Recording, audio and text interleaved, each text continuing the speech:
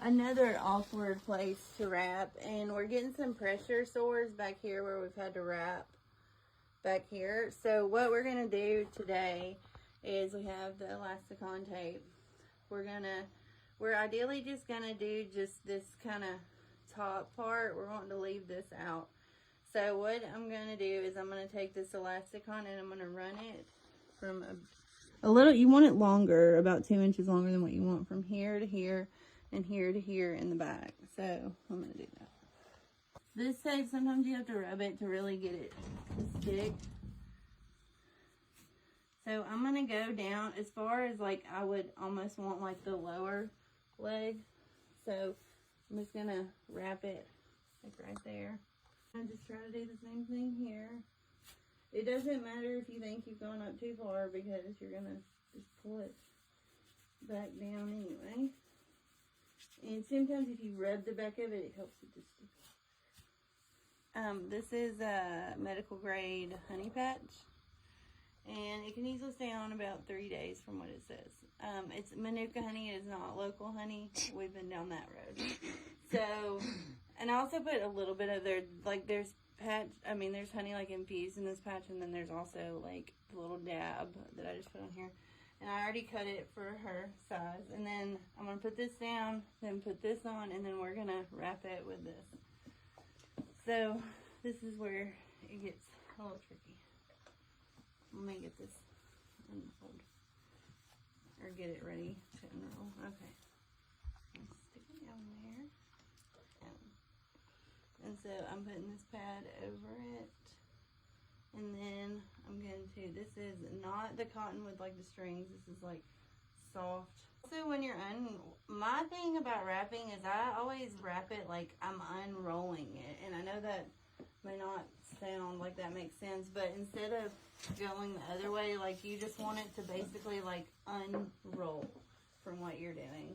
Of course, you always need to be careful about like the pressure sores, and I always start from the top to the bottom because the top is usually always bigger. So you're gonna, I do like a half a roll, so like half of that go down, and then after I've got it down as far as I think it needs to go, then I'm gonna kind of work my way up, back up to cover where it was.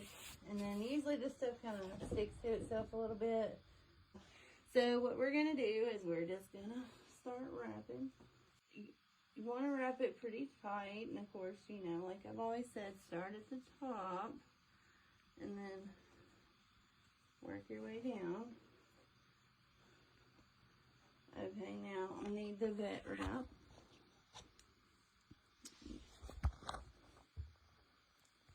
Okay. Also, now is a good time to take this and tuck it here. And you want to tuck this up here. I wonder if you can just connect them. I made it so long. Yeah, there we go. And then same up here. Got this extra lip. Fold it down. They'll kind of connect. I'm tucked at the top and the bottom. And then we're just gonna go around. Luke likes to do it real tight. The vet yelled at me. For doing it too. So now he's like cutting the circulation out too. I'm contributing to the sore in the bigness. It's a pressure sore from the vet. And with this, you always want to make sure, at least what I do, I try not to get this on their actual skin. Because it does pull pretty tight, so I like for there to be like some cushion underneath it if I'm going to be using that wrap. So started at the top, went to the bottom, now I went to the bottom, and now I crisscross up to the top. And I like a good vet wrap, so I'm trying not to get too tight. I want this Hock to be like kind of flexible. And then we're also wanting to wrap her legs because ideally I just don't want her moving her leg a lot. So if you want to get over here and see kind of how we're really just kind of right under the Hock, or right under the Hock, and like you can kind of get a little bit of your finger in it. But the goal is this amazing elastic tape that you can get at Walmart and shipped in 2 days. We're gonna wrap it around the top, but not get on that. So do this top part.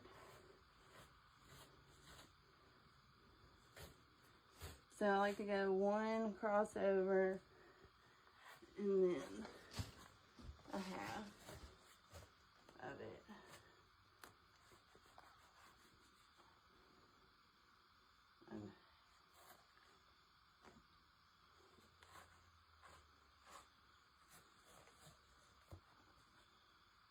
Where do we put the scissors?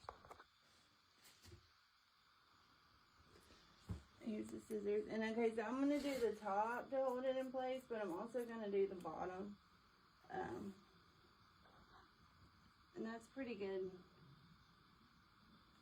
Good amount of pressure right there. So this, because it's a little more stretchy, not as tight as that, but this, I don't pull it super tight. My main goal is for it just to stick to the skin as much as possible. And like with us doing the tape up each side, I just kind of like lock. It basically suctions this whole thing and locks it into place once you add the pressure from the vet wrap, the padding, and all the things. This should be on for probably 3 days. And ideally, in a perfect world, it's not going to come off. She's at the mark where she can have it for 3 days. We're past any kind of drainage situation. We're really just kind of hoping for a scab over, and then we'll go from there.